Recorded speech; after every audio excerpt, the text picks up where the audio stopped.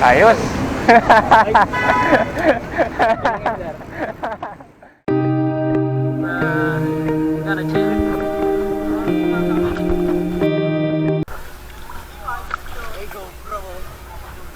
Let us first test my ActionCam.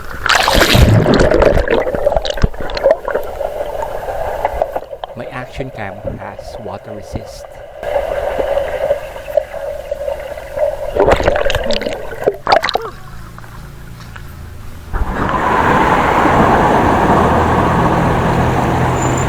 It also has wider angle lens.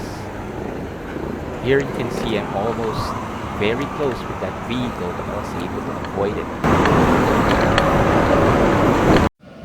Umaandar pa naman ang SJCAM SJ6 na action cam ko. Ang problema lang, pag magta-try ako mag-record, ayun na, memory error. Kahit palitan ko yung SD card, ayaw pa rin.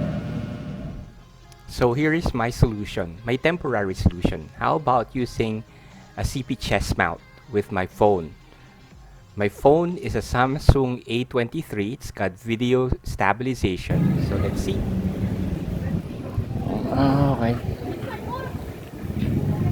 Hindi din Hindi din feasible. Itong ganitong setup ng cellphone, hindi pwedeng pampalit sa action cam ko.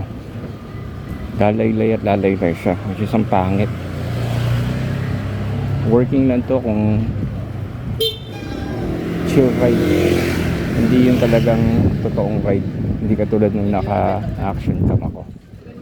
So mahina to. So in performance, hindi katulad nung action cam ko na napakaganda ng view. Despite all the negatives, there are some positive for the CP chest mount. Yan, nagilaw na sa gulong. If you're off bike, the CP chest mount is helpful.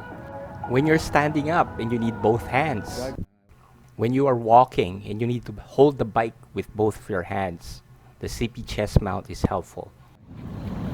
So, can the CP chest mount replace the ActionCam? Definitely no.